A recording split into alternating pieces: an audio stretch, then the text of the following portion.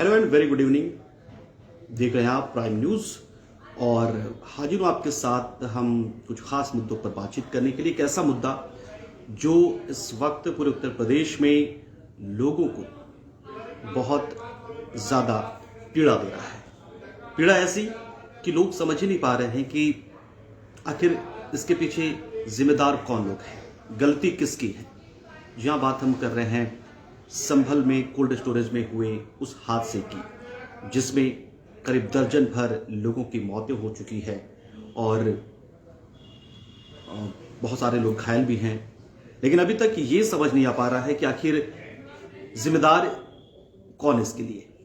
जाहिर सी बात है, एक प्राइवेट ये कोल्ड स्टोरेज था, AR कोल्ड स्टोरेज, और यहां पर जब शाम की बात है कल की, तब उस वक्त अचानक से कोल्ड स्टोरेज का चैम्बर भरभरा कर गिर गया, उसकी छत गिर गई और उसके मलबे में करीब 30 लोग दब गए। जैसे ये हादसा सामने आया, उसके साथ ही सरकार की ओर से तुरंत इसको संज्ञान में लिया गया और तुरंत NDRF और SDRF की टीमों को वहां पर रवाना किया गया। जिला प्रशासन की टीम वहां पर पहुंच गई, भारी संख्या में पुलिस बल तैनात कर दिए गए और उसके बाद शुरू हो गया वहां पर राहत और बचाव का काम। तो संभल के चंदौसी में ये कोल्ड स्टोरेज आखिर गिरा तो गिरा क्यों? इसके पीछे की सबसे बड़ी वजह जो सामने आई है कि एक ये प्राइवेट कोल्ड स्टोरेज था, AR कोल्ड स्टोरेज के नाम से, और इसके एक तो सबसे पहले जो बात सामने आ रही है, उसके निर्माण में कुछ गड़बड़ी थी और उसके साथ साथ वहां पर क्षमता से ज्यादा आलू को स्टोर किया गया था। अब आप समझिए कि कोल्ड स्टोर बनाया गया किसके लिए? किसानों के लिए।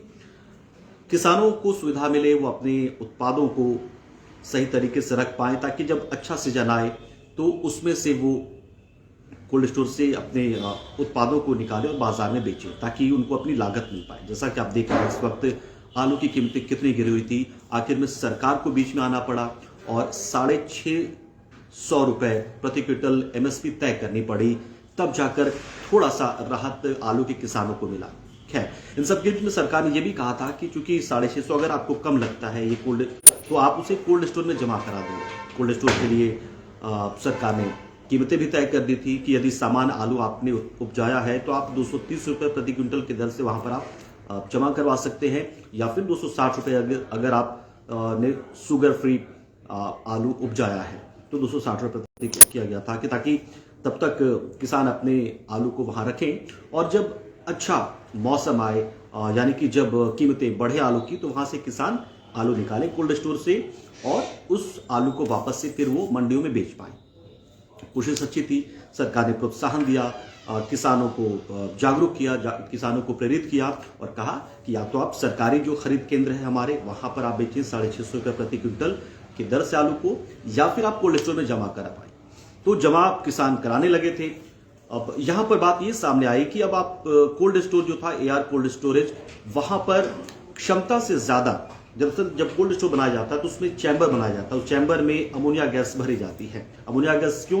क्योंकि अमोनिया गैस के जरिए ही कोल्ड स्टोर में वो ठंडक जो है उसका शीतलन, उसकी ठंड जो तापमान है उसको गिराया जाता है। यानी कि तापमान जब गिरता है तो वहां पे ठंडक आती है, और ठंडक आती है तो फिर आलू वहां पर सुरक्षित रह पाते हैं, सड़ते नहीं हैं और एक उन्हें अनुकूलित वातावरण मिलता है। यहां तक सब कुछ ठीक था, सब कुछ ठीक था। यहां तक किसान भारी संख्या में वहां पर पहुंचते थे, क्योंकि उन्हें पता था कि जब एक अच्छा समय आएगा, जब बाजार में डिमांड बढ़ेगी आलू की, तब वो कोल्ड स्टोर से उसे निकालेंगे और उसे बेचेंगे। तो यहां पर वो कोल्ड स्टोर में जाकर अपने आलू जमा कराने भी लगे थे आलू, और बाकायदा बहुत खबर सामने ये आई कि लोगों ने ये कहा, जो वहां पर इस हादसे के बाद से भुक्तभोगी थे, उन्होंने कहा कि दरअसल इसके पीछे की वजह कोल्ड स्टोर के मालिक का लालच है।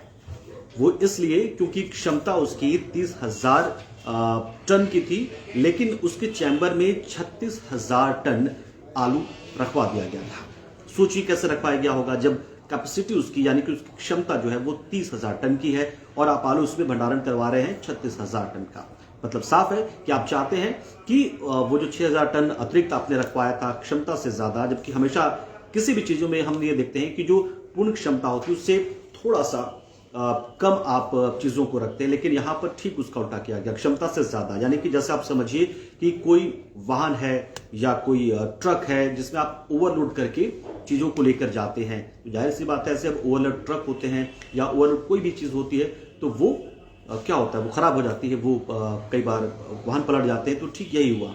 तो दबाव इतना ज़्यादा था दरअसल कोल्ड स्टोरेज में, उस चैम्बर में, क्योंकि वजन बहुत ज़्यादा हो गया था, 30,000 के बजाय 36,000 हो गया था। तो उससे हुआ ये कि दबाव जब बढ़ा तो वो चैम्बर जो है वो गिरने लगा, भरभरा कर जब चैम्बर गिरा, उसके बाद उसकी छत गिरी, फिर दीवारें टूटी और उसके मलबे में आकर फंस गए करीब 2 दर्जन से ज्यादा। यानी कौन थे ये लोग? मजदूर, गरीब, जो काम करने के लिए उस कोल्ड स्टोरेज में जाते थे, कोल्ड स्टोरेज में काम करते थे, लेकिन वो उसके नीचे दब गए और वो दबे। उसके बाद से प्रशासन के होश उड़ गए। लेकिन सबसे जो अजीब बात ये हुई इस जगह पर कि कोल्ड स्टोर का जो मालिक था और जो प्रबंधन से जुड़े लोग थे, वहां के जो कर्मचारी थे, वो फरार हो गए वहां से, बजाय इसके कि जो उस मलबे में दबे मजदूर हैं उनको बचाया जाए, उनका रेस्क्यू किया जाए, प्रशासन तक बात पहुंचाई जाए। ये लोग फरार हो गए वहां से। सोचिए, मतलब लोग चंद पैसे के लिए क्या कुछ कर जाते थे। लोगों की जिंदगियां उन्होंने दांव पर लगा रखी थी, और जब जिंदगी दांव पर पूरी तरीके से लगे, यानी कि जब कोल्ड स्टोर भरभरा कर गिरा, उसकी छत गिरी, उसकी दीवारें टूटी, जब वहां का चैम्बर गिरा, तो वहां से लोग फरार हो गए उसके बाद। लेकिन अब इतनी बड़ी खबर, इतनी बड़ी बात छुपनी कहाँ थी? जाहिर सी बात है फिर प्रशासन की टीम पहुंची मौके पर, और उसके बाद एनडीआरएफ को ही बुला लिया गया, यानी कि नेशनल डिजास्टर्स रिस्पांस फोर्स, और एसडीआरएफ को भी, यानी कि स्टेट डिजास्टर रिस्पांस फोर्स, दोनों टीमें पहुंची और उसके बाद से राहत बचाव का काम शुरू हुआ। दिक्कत यहां पर एक और आने लगी थी। एसडीआरएफ और एनडीआरएफ दोनों की टीमें राहत बचाव में तो जुटी हुई थी, लेकिन उन्हें इस बात की जानकारी नहीं मिल पा रही थी पूरी तरीके से कि आखिर कितने लोग उसके नीचे दबे हुए हैं। जाहिर सी बात है, क्योंकि ये जानकारी तो वही दे सकता था जो वहां पर कोल्ड स्टोर का संचालन कर रहा था, या फिर जिसके पास ये जानकारी रही होगी जो वहां पर काम करवाता था, यानी कि वहां के कर्मचारी या फिर वहां के मालिक। तो वो तो फरार हो चुके थे। अब प्रशासन के सामने सबसे बड़ी चुनौती ये थी कि एक तो बीते देर शाम ये हादसा हुआ, उसके बाद फिर रात गहराने लगी। तो जाहिर सी बात है, जब रात होती है तो इस तरह के कभी भी राहत बचाव काम में बहुत दिक्कतें आती हैं। लेकिन प्रशासन की टीम है वो जुटे रही और लगातार वो वहां पर राहत बचाव के काम में लगे रही। इसी दौरान बहुत सारे जो घायल मजदूर उनको निकाला जाता रहा, वहां से मजदूरों को अस्पताल पहुंचाया जाता रहा, ग्रीन कॉरिडोर बनाकर उन्हें पहुंचाया गया। लेकिन इलाज के दौरान देर शाम ही ऐसे 6 मजदूरों की मौत हो चुकी थी, बीते कल की बात कर रहे हैं, और उसके बाद बहुत सारे लोग घायल थे। लेकिन ये जाहिर सी बात है कि मतलब ऐसी हालत थी और इस तरीके से मलबे के नीचे दबे थे ये मजदूर कि उनका इलाज तो होते रहा, लेकिन मरने वालों का आंकड़ा भी लगातार बढ़ता रहा, जो अब करीब दर्जन भर हो चुका है। इस मामले को योगी सरकार ने बहुत ही गंभीरता से लिया है। इतनी गंभीरता से लिया है कि उन्होंने फौरन एक जांच कमेटी का गठन कर दिया है, और अब जांच कमेटी इस बात की जांच करेगी कि आखिर ये कोल्ड स्टोर गिरा तो गिरा कैसे? क्या ये लापरवाही है, या कोल्ड स्टोर के संचालक की उदासीनता, कि उसे इस बात की परवाह ही नहीं थी कि उसके कोल्ड स्टोर में क्षमता से ज्यादा आलू रखे जा रहे थे। वो जान जोखिम में डालकर लोगों के, अपने कर्मचारियों के यहाँ पर भंडारण करवाने में लगा हुआ था, क्योंकि उसे पता था कि 30,000 टन में जो पैसे उसे मिलेंगे वो 36,000 टन में जो मिलेंगे वो कहीं ज्यादा होंगे।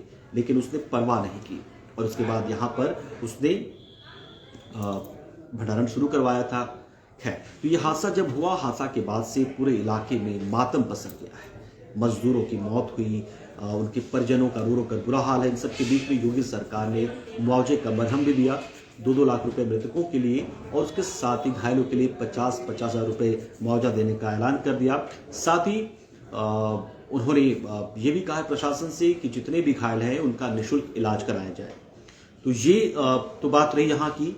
लेकिन आपने देखा होगा कई एक मौकों पर देखा हमने, बहुत मौकों पर देश के कई अलग अलग हिस्सों में, कभी उत्तर प्रदेश में, कभी दिल्ली में, कभी मुंबई में, इस तरह बिल्डिंग्स लगातार गिरते रहते हैं, हादसे होते रहते हैं, और उस हादसों में आम लोग मारे जाते रहते हैं। आखिर जिम्मेदार कौन होता है इसके पीछे?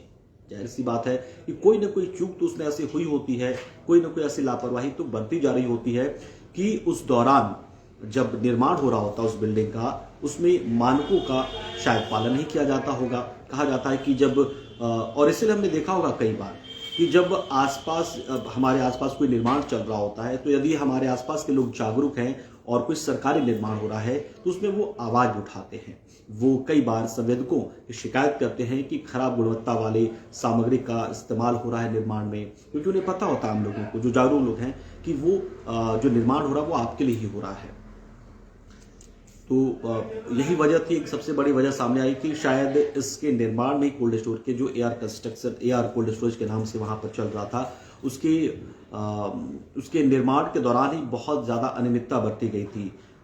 जाहिर सी बात है, उसकी शिकायत कुछ लोगों ने जरूर की, लेकिन पैसे देकर शायद मुंह बंद करा दिया गया होगा, या फिर जब इंस्पेक्शन हो रहा होगा। क्योंकि देखिए, एक ये भी होता है कि जब आप किसी ऐसी सर्विस को लेकर आप कुछ निर्माण करा रहे होते हैं जिसका इस्तेमाल जनता को करना होता है, तो फिर आपको सरकार से उसमें एनओसी लेना ही पड़ता है। तो इसका मतलब ये भी है कि कोई ना कोई अधिकारी ऐसा रहा होगा जिसने वहां पर तमाम कमियों के बावजूद उसे एनओसी दिया होगा, इंस्पेक्शन किया होगा और उसे हरी झंडी दिखाई होगी कि हाँ, यहाँ पर अब ये कोल्ड स्टोर तैयार है, यहाँ इसका इस्तेमाल हो सकता है, इसका संचालन किया जा सकता है। तो सरकार ने इसलिए कमेटी का गठन किया है, जांच कमेटी का गठन किया है, ताकि सरकार जान पाए कि क्या अनियमितता जो बरती गई थी निर्माण के दौरान, या फिर जब उसे एनओसी दिया होगा उस काम के लिए कि हाँ, अब वो कोल्ड स्टोर का अपना संचालन कर सकता है, क्या किसी आधिकारिक तौर पर भी किस तरह का अनियमितता बरती गई थी, क्या कुछ भ्रष्टाचार हुआ होगा, इसकी जांच होगी। साथ ही साथ ये चैम्बर जो थी वो टूटी कैसे, चैम्बर जो थी वो गिरी कैसे कोल्ड स्टोर की, इसकी भी छानबीन की जा रही है। इन सब के बीच में प्रशासन की ओर से बात जो की जा रही है कि राहत बचाव में बहुत दिक्कतें हो रही है। उसके पीछे की एक सबसे बड़ी वजह यह है कि करीब करीब